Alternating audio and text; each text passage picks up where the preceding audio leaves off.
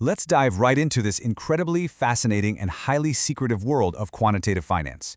In today's explainer, we're going to trace the exact path from those rigorous, mind-bending interviews all the way down to the real-world market modeling that literally powers global trading desks. If you've ever wondered how heavy theoretical mathematics actually meets the pure chaos of the financial markets, well, you are definitely in the right place. So what does it actually take to engineer Wall Street? That's the core question we're unpacking today. We're going to uncover the precise blend of advanced mathematics, elite coding skills, and just sheer grit that's required to become a true quant. Because it's really not just about being good at numbers anymore. It's about actively engineering financial reality. Think of this as our roadmap for the explainer. We'll kick things off with acing the quant interview, transition into the math of the market, look at how quants simulate the future, explore the modern quant toolkit, and finally, navigate those messy real-world market mechanics.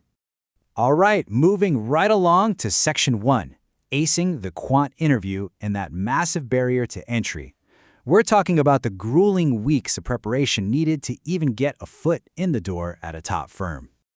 Look, you really just have to put in the grunt work here. You absolutely do not walk into one of these interviews and just wing it. Mastering the brain teasers, the stochastic calculus, and the probability theory found in 5 essential industry books is the absolute baseline for success. Getting through these deep technical dives and massive collections of interview questions cover to cover is simply the price of admission.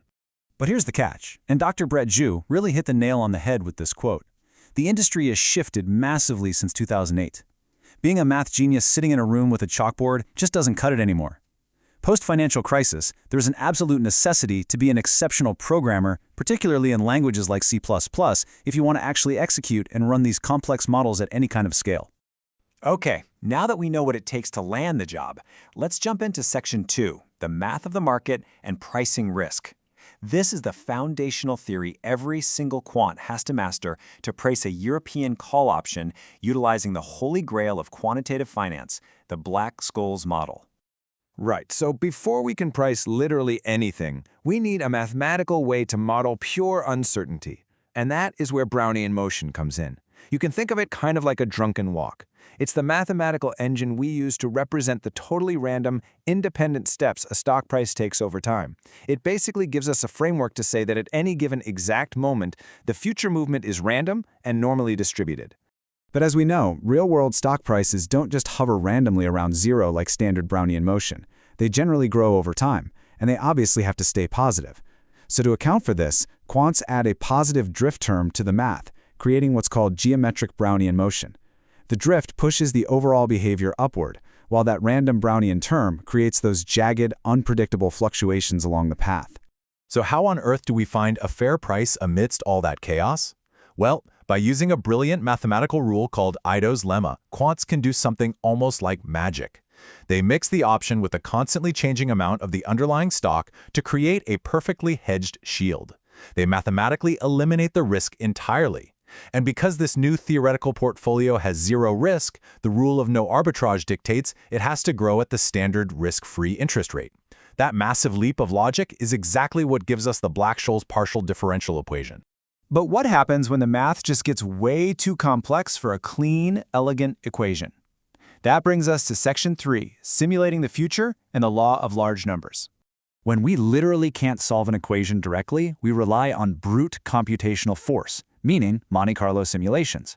If we generate just, say, 10 random stock price paths, we get a pretty rough guess of an option's future payoff.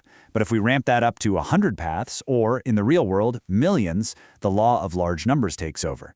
As the number of simulations approaches infinity, the average of those simulated payoffs physically averages out and discounts perfectly back to the exact true option price. It's amazing. So let's see how all this abstract theory actually gets executed on modern trading desks today in Section 4, the modern quant toolkit and code-based finance. The contrast between the old days and today is just stark. The old way involved a ton of manual stochastic calculus, literally working out complex equations by hand on a chalkboard. Today, quants are absolutely not solving partial differential equations from scratch for every single trade.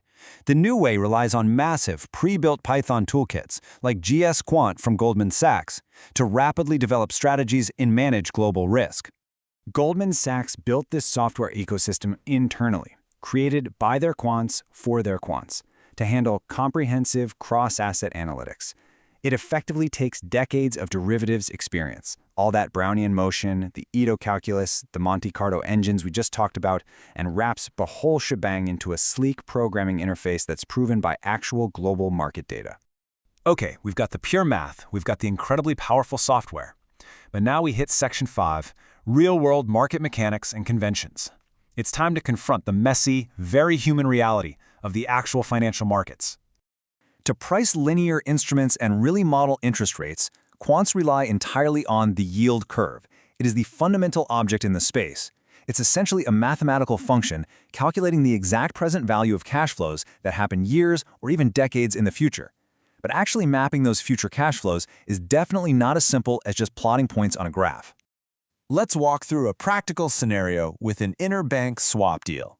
Let's say Bank A agrees to pay a fixed 3% rate on 100 million euros for 20 years. In exchange, Bank B pays a fluctuating 6-month Euribor rate on that exact same 100 million euros. Sounds totally simple to model, right? Well, the devil is absolutely in the details of how those days are counted. Here is where it gets crazy. Billion-dollar payouts actually fluctuate based on highly specific, totally human-made rules called day count conventions. For instance, Bank A might be using a 30-360 rule, which literally pretends every single month has exactly 30 days. Meanwhile, Bank B could be using actual/360, which counts the exact true days but then divides by an assumed 360-day year. These quirky rules dictate exactly how many days a bank considers a year to have, completely altering the math behind the interest payouts. And honestly, the complexity doesn't stop there. Even your absolute most elegant stochastic models eventually have to bow down to human schedules. Like what happens when a multi-million-dollar payout date randomly lands on a Saturday, or a London bank holiday? Quants have to hard-code holiday calendars and business day conventions, like modified following, so the system knows exactly how to roll a payment to the nearest valid business day without accidentally crossing into a whole new month. Pure, perfect math just has to yield to the calendar.